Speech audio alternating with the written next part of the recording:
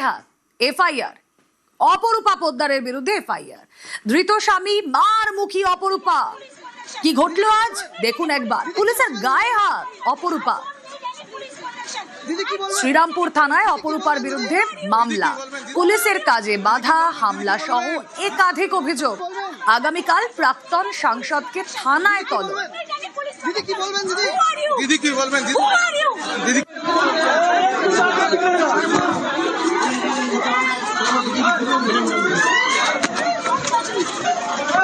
দিদি কি বলবেন? দিদি কি বলবেন? দিদি কি বলবেন দিদি? দিদি কি বলবেন দিদি? দিদি কি বলবেন দিদি? দিদি কি বলবেন দিদি? দিদি দিদি কি বলবেন? দিদি কি বলবেন দিদি? অনুপ, আমরা যাদের সঙ্গে কথা বলেছি, আইনজীবী হোক বা পুলিশ কর্তা হোক, তারা বলছিলেন ইমিডিয়েট গ্রেফতার করা হোক অপরূপা পোদ্দারকে, কারণ অপরূপা পোদ্দার পুলিশের গায়ে হাত দিয়েছেন অন ডিউটি পুলিশ। অবশেষে এফআইআর দায়ের হলো। দেখো, আজকে এনআইএর পক্ষ থেকে তার স্বামী শাকির আলী যাকে গ্রেপ্তার করে নিয়ে আসা হচ্ছিল, সেই সময় লক্ষ্য করা যায় অপরূপা পোদ্দার, তৃণমূলের যে প্রাক্তন সাংসদ, তিনি কর্তব্যরত যে পুলিশ কর্মী তার গায়ে হাত দিচ্ছে, একেবারে সেই ছবি স্পষ্ট লক্ষ্য করা যায়। এবং প্রত্যেকে যে এই যে ছবি, তার পরবর্তী ক্ষেত্রে নিন্দার ঝড় বলছে। তার কারণ এই অপরূপা পোদ্দার প্রাক্তন তৃণমূলের সাংসদ ছিল, একজন জনপ্রতিনিধি ছিলেন। কি করে একজন পুলিশ কর্মী তার গায়ে এভাবে হাত দেয়, এটা নিয়ে কিন্তু প্রশ্ন উঠছে। এবং তার স্বামী শাকির আলী যখন তাকে এনআইএর পক্ষ থেকে দীর্ঘ জিজ্ঞাসাবাদে গ্রেপ্তার করা হয়, ধর্মীয় যে রামনবমীর দিন যে উস্কানিমূলক মন্তব্য এবং যে পরিস্থিতি, সেই কারণেই কিন্তু এনআইএর পক্ষ থেকে মামলা রুজু করা হয়েছিল। সেই পরিপ্রেক্ষিতে যখন এনআইএ তার বাড়িতে পৌঁছয়, দীর্ঘ তল্লাশি অভিযান, জিজ্ঞাসাবাদ, তার পরবর্তী ক্ষেত্রে গ্রেপ্তার করা হয়। গ্রেপ্তার করে যখন কলকাতার উদ্দেশ্যে এনআইএ দপ্তরের উদ্দেশ্যে নিয়ে আসা হচ্ছিল শাকির আলীকে, সেই সময় দেখা যায় যে প্রাক্তন সাংসদ অপরূপা পোদ্দার তিনি কিন্তু একেবারে পুলিশের সঙ্গে দুর্ব্যবহার করছেন, পুলিশের গায়ে হাত দিচ্ছেন, এমনটা ছবি স্পষ্ট লক্ষ্য করা যায়। তার পরবর্তী ক্ষেত্রে তার বিরুদ্ধে পুলিশের পক্ষ থেকে মামলা রুজু করা হলো। বিএনএস এর সেকশন 121 যার দুটো পার্ট রয়েছে, যদি গ্রিভিয়াস ফাঁক হয় সেক্ষেত্রে আপ টু 10 ইয়ার্স পর্যন্ত ইমপ্রিজনমেন্ট যেতে পারে, কিন্তু যদি তার থেকে কম হয় তাহলে আপ টু 5 ইয়ার্স পর্যন্ত কিন্তু ইমপ্রিজনমেন্ট আছে। আমাদের আগের আইপিসিতেও ছিল, বিএনএসএসেও আছে। পাবলিক সার্ভেন্টের ক্ষেত্রে যদি তাদেরকে লফুল কাজ করতে বাধা দেয় এবং তাদের যদি ভলেন্টারি অ্যাসল্ট করা হয় বা হার্ট করা হয়, এবং সেই হার্টের ক্যাটাগরি অনুযায়ী কিন্তু quantum of the offence depend করে। যদি ডিজিটাল এভিডেন্স ইনভেস্টিগেটিং এজেন্সি নেয়, ডেফিনেটলি কাছে দেবে। ওটাই তো এখন সবচেয়ে ইম্পর্টেন্ট জিনিস। কারণ আমরা যদি পরবর্তীকালে যিনি সাসপেক্ট, যে কোনো ক্রাইমের ক্ষেত্রে যিনি সাসপেক্ট, তার ফটো আইডেন্টিফিকেশন ইত্যাদি গেট করেন, এগুলো নিয়ে যদি আমাদের ওই ভিডিওর সঙ্গে ম্যাচ করে দেওয়া যায়, ফরেনসিক্যালি এটা দাঁড়িয়ে যাবে যে এটাই উনি। তো এখন তো এটা আমাদের একটা বিরাট ইম্পর্টেন্ট ডিজিটাল এভিডেন্স।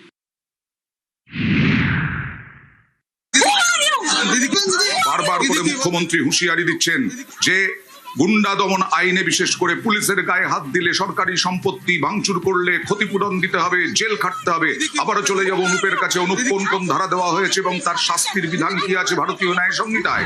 দেখো, মুখ্যমন্ত্রী যে কড়া বার্তায় তার পরবর্তী ক্ষেত্রে লক্ষ্য করা গেল, এবং সেই ঘটনা একেবারে যে অপরূপা পোদ্দার তিনি নিজে পুলিশের গায়ে হাত দিচ্ছে এমনটা লক্ষ্য করা। এরপরে পুলিশের পক্ষ থেকে কঠোরভাবে কিন্তু একেবারে মামলা রুজু করা হলো। 5টি ধারায় ইতিমধ্যে অপরূপা পোদ্দার তার বিরুদ্ধে মামলা রুজু করা হয়েছে। বিএনএস অ্যাক্টে 132 মূলত পুলিশের গায়ে হাত, মূলত কর্তব্যরত পুলিশ কর্মী তার উপরে হামলার ঘটনা, যার শাস্তি 2 বছরের জেল পর্যন্ত হতে পারে এবং না হলে জরিমানা হবে। এবং শুধু তাই নয়, বিএনএস অ্যাক্টে 121 10 বছরের জেল, জরিমানা হতে পারে। জামিন অযোগ্য ধারায় কিন্তু ইচ্ছাকৃতভাবে গুরুতর পুলিশ কর্মী বা সরকারি কর্মী তাকে আঘাত করার মতো ঘটনা ঘটেছে। এবং বলা হচ্ছে বিএনএস অ্যাক্টে 195 যেখানে 25,000 টাকা জরিমানা, না হলে 3 বছরের জেল। কর্তব্যরত পুলিশের উপরে যে হামলার ঘটনা, সেই হামলার ঘটনা। এবং অন্যদিকে দেখলে বিএনএস অ্যাক্টে 221 যেক্ষেত্রে সরকারি কর্মীকে কাজে বাধা, যার শাস্তি হতে পারে 3 মাসের জেল। এবং এই একাধিক ধারায় যে মামলা রুজু করা হচ্ছে, এবং 5 নম্বর যে ধারা বিএনএস অ্যাক্টে 224 সেখানে বলা হচ্ছে সরকারি কর্মীকে হুমকি, সেক্ষেত্রে তার 2 বছরের সাজা হতে পারে। এরকমই 5টা ধারায় কিন্তু ইতিমধ্যেই শ্রীরামপুর পুলিশের পক্ষ থেকে মামলা রুজু করা হয়েছে। তার কারণ একজন সাংসদ ছিলেন, তিনি জনপ্রতিনিধি ছিলেন, এবং যখন দেখা যাচ্ছে তার স্বামীকে এনআইএ গ্রেপ্তার করে নিয়ে আসছে, সেই সময় পুলিশ কর্মীর গায়ে হাত দিচ্ছে, সরকারি কাজে বাধা দেওয়ার ঘটনা ঘটছে, সেই কারণেই পুলিশের পক্ষ থেকে 5টি ধারায় বিএনএস অ্যাক্টে এই মামলা রুজু করা হয়েছে এবং বলা হয়েছে তাকে সশরীরে একেবারে শ্রীরামপুর থানায় হাজিরা দিতে হবে, কারণ অপরূপা পোদ্দার তিনি একজন সাংসদ ছিলেন, জনপ্রতিনিধি ছিলেন, কি করে এরকম আচরণ করতে পারে তাই নিয়ে কিন্তু ইতিমধ্যেই প্রশ্ন উঠছিল। সেই কারণেই পুলিশের পক্ষ থেকে ইতিমধ্যেই 5টি ধারায় মামলা রুজু করা হচ্ছে, কারণ পুলিশের কাজে, সরকারি কাজে বাধা দেওয়া থেকে শুরু করে মারধর একাধিক ঘটনা তার বিরুদ্ধে অভিযোগ হয়েছে। সেই কারণেই পুলিশের পক্ষ থেকে বিএনএস অ্যাক্টে 5টি ধারায় মামলা করা হয়েছে ইতিমধ্যেই। গ্রেফতার স্বামী আর মারমুখী অপরূপা, পুলিশের গায়ে হাত প্রাক্তন তৃণমূল সাংসদের। রিষড়ায় রামনবমীর দিন অশান্তির ঘটনায় এনআইএর হাতে গ্রেফতার স্বামী সাকিরা। রিষড়া পুরসভার কাউন্সিলর সাকির বাহিনী নিয়ে প্রাক্তন সাংসদের বাড়িতে এনআইএ। ঘটনা জানাজানি হতেই অপরূপার বাড়ির সামনে জমায় বিক্ষোভ, আর এরপর ধৃত সাকিরকে নিয়ে বেরোনোর সময় এনআইএ কে বাধা অপরূপা। কর্তব্যরত মহিলা পুলিশ কর্মীর গায়ে হাত অপরূপা। প্রাক্তন সাংসদের বাড়ির সামনে তুমুল উত্তেজনা। দিদি কি বলবেন? দিদি কি বলবেন? দিদি কি বলবেন? দিদি দিদি কি বলবেন? দিদি দিদি কি বলবেন? আর আমরা কথা বলেছিলাম এই নিয়ে দুই বিজেপি বিধায়কের সঙ্গে। কি বলছেন সজল ঘোষ, সন্তু পান, শুনুন। অপরূপা দেবী পরবর্তীকালে মোগল বংশে নাম লিখিয়েছেন। সব মোগলদের স্বভাব একই। আপনি সেই পুষ্পার ক্ষেত্রে দেখুন, আর শাহজাহানের ক্ষেত্রে দেখুন, আর আপনি শাকির আলীর ক্ষেত্রে দেখুন, বিষয়টা কিন্তু সেই একই, যে মোগল পরিবার, মোগল সাম্রাজ্য, কিন্তু সাম্রাজ্য আর নেই, এটা ওরা মানতে চাইছে না। এই যেটা উনি করলেন, যদি পুলিশের গায়ে হাত তুলে থাকেন তাহলে তার পেনাল্টি তো ওনাকে দিতেই হবে, তার শাস্তি ওনাকে পেতেই হবে। সেক্ষেত্রে অন্য কোনো উপায় থাকবে না, শাস্তি ওনাকে পেতেই হবে। কিন্তু ওরা বুঝতে পারছে না যে এখন আর পিসির শাসন নেই, এখন আর পিসির শাসন নেই, এখন দেশে আইনের শাসন প্রতিষ্ঠা হয়েছে। এটা যদি না বুঝতে পারেন তাহলে তার ফল মারাত্মক হবে ওনাদের জন্য। তৃণমূলের কালচারটা এটা, তৃণমূলের সংস্কৃতি এটা। তৃণমূল সংস্কৃতি দেখিয়েছে কিভাবে শাহজাহানের মতো একটা গুন্ডাকে বিধানসভায় বসে তৎকালীন মুখ্যমন্ত্রী মমতা বন্দ্যোপাধ্যায় সার্টিফিকেট দেন যে ভালো ছেলে। অনুব্রত মণ্ডলকে বলে ওর মাথায় অক্সিজেন যায় না, ভালো ছেলে। গুন্ডাদের পুষেছিলেন মমতা বন্দ্যোপাধ্যায়, আজ তার ফল তৃণমূলকে বাংলার মানুষ দেখিয়ে দিয়েছে। কিন্তু তারপরেও ওনারা বুঝতে পারছেন না যে তৃণমূল সরকারটা নেই, এটা ভুলে গিয়েছে যে এটা শাসকের আইন নেই, এটা আইনের শাসন প্রতিষ্ঠা হয়ে গেছে এ রাজ্যে। এটা ধিক্কার জানায় এই ঘটনাকে। তদন্ত যা হবে তদন্তের গতিতে চলবে, কিন্তু এই ঘটনা করার জন্য এখনই পুলিশের ব্যবস্থা নেওয়া উচিত। এই ঘটনার পরই আরামবাগের প্রাক্তন তৃণমূল সাংসদ অপরূপা পোদ্দারের বিরুদ্ধে এফআইআর। শ্রীরামপুর থানায় অপরূপার বিরুদ্ধে একাধিক ধারায় মামলা, পুলিশের কাজে বাধা, হামলা সহ একাধিক অভিযোগ। আগামীকাল প্রাক্তন সাংসদকে থানায় তলব। দিদি কি বলবেন? দিদি দিদি কি বলবেন? দিদি কি উনিও আবার চার্টার্ড ব্যুরোক্র্যাটের একদম বৃত্তের ঘনিষ্ঠ একজন। যে কেউ যদি কোনো সাংসদ, প্রাক্তন সাংসদ, বর্তমান সাংসদ, প্রাক্তন এমএলএ, বর্তমান এমএলএ, কেউ যদি তদন্তের স্বার্থে বাধা দিতে চায়, বাধা দেওয়ার চেষ্টা করেছেন, তো বাধা তো আলটিমেটলি দিতে পারবেন না, সাকাম করতে হবে। তো এখনো আসলে ওই ধারণা রয়েছে যে পশ্চিমবঙ্গে কোনো পালাবদল হয়নি, সুতরাং যা খুশি করা যায়।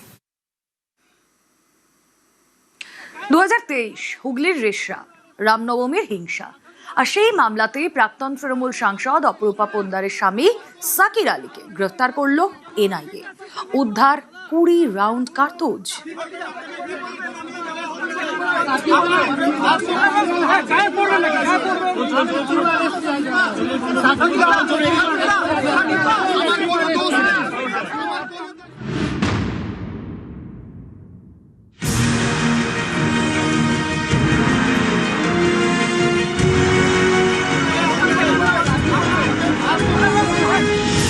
রামনবমীতে হিংসার মামলায় হুগলির রিষড়া পুরসভা তৃণমূল কাউন্সিলরকে গ্রেপ্তার করল এনআইএ। ধৃত সাকির আলী আরামবাগের প্রাক্তন তৃণমূল সাংসদ অপরূপা পোদ্দারের স্বামী।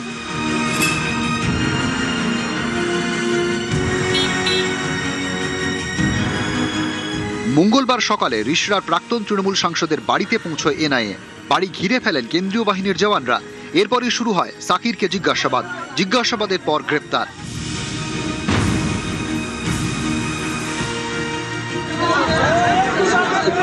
দিদি কি বলবেন? দিদি কি বলবেন? দিদি কি বলবেন? দিদি কি বলবেন দিদি কি বলবেন দিদি কি বলবেন ঋষিরা পুরসভা 4 নম্বর ওয়ার্ডে তৃণমূল কাউন্সিলর সাকির আলী। 2রা এপ্রিল 2023 রামনবমীর দিন বড় অশান্তির ঘটনা ঘটেছিল হুগলির ঋষরায়। বিজেপি নেতা দিলীপ ঘোষের কর্মসূচি শেষ হতেই শুরু হয় অশান্তি। ইট বৃষ্টি, বোমাবাজি ও আগুন লাগানোর ঘটনা ঘটে। অভিযোগ, ঘটনাস্থলে হামলাকারীদের নেতৃত্ব দিয়েছিলেন সাকির আলী। ঘটনার জেরে বেশ কয়েকদিন কারফিউ ছিল ঋষরায়। অভিযোগ, হিংসার ঘটনায় সাকির আলীর নাম জড়ালেও তার বিরুদ্ধে কোনো ব্যবস্থা নেয়নি তৃণমূল জামানার পুলিশ। কলকাতা হাইকোর্টের নির্দেশে তদন্তভার যায় এনআইএর হাতে। সেই মামলাতেই গ্রেপ্তার সাকির আলী। দিদি কি বলবেন দুর্নীতি বা যে কোনো অন্যায়ের সম্বন্ধে আমরা জিরো টলারেন্সের নীতি নেব। যে যেখানেই থাকুক না কেন, যত বড়ই ধামাচাপা দেওয়ার চেষ্টা হোক না কেন, যারা অন্যায় করেছিলেন তারা আইন আমলে আসবেন। কোনো ইমিউনিটি কোনো দুষ্কৃতীকে দেওয়া হবে না। এটা সরকারের ঘোষিত সিদ্ধান্ত। দেশের মধ্যে বা দেশের বাইরে যেখানেই থাকুন না কেন তাদেরকে আনা হবে এবং আইন আমলে রাখা হবে। এটাই নতুন ভারত, এটাই নতুন পশ্চিমবঙ্গ।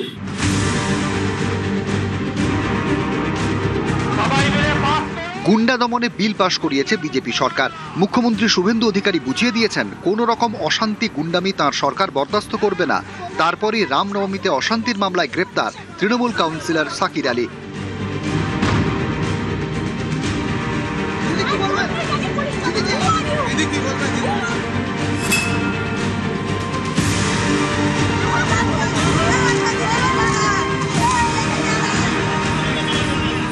হুগলি থেকে রানা কর্মকার ও কলকাতা থেকে অমিত সরকার, নিউজ 18 বাংলা।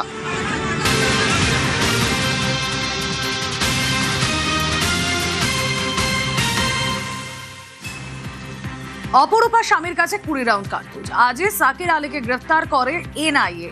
হুগলির ঋষরায় রামনবমীর হিংসার মামলায় গ্রেফতার ধৃত সাকিরের কাছ থেকে 20 রাউন্ড কার্তুজ উদ্ধার। এই 20 রাউন্ড কার্তুজ কেন রাখা হয়েছিল, বাড়িতে কেন, কি কারণে জানবো। প্রতিনিধি অনুপ রয়েছেন সঙ্গে। অনুপ, দেখো, যে ঘটনা রামনবমীর যে অশান্তিমূলক ঘটনা, সেই ঘটনায় এনআইএর পক্ষ থেকে যখন তার বাড়িতে তল্লাশি অভিযান করতে লিখেছিল, সেই সময় কিন্তু দেখা যায় দীর্ঘ যে তল্লাশি অভিযান জিজ্ঞাসাবাদের পাশাপাশি সেখানে অপূর্ব পোদ্দার যে প্রাক্তন তৃণমূলের সাংসদ তার স্বামী সাকির আলী, তার বাড়ি থেকে কিন্তু দেখা যায় 20 রাউন্ডের বেশি কার্তুজ উদ্ধার হয়।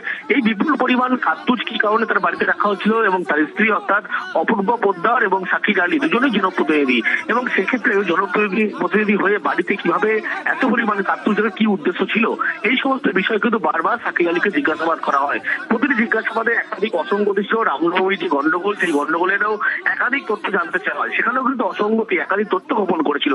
এবং যখন এই বাড়ির মধ্যে 20 রাউন্ডের বেশি কার্তুজ উদ্ধার করা হয়, সেক্ষেত্রে বারবার তাকে প্রশ্ন করা হচ্ছিল এবং প্রত্যেক ক্ষেত্রে তিনি প্রশ্ন কার্তুজ এড়িয়ে গিয়ে জানি না উল্লেখ করে জানাচ্ছিলেন।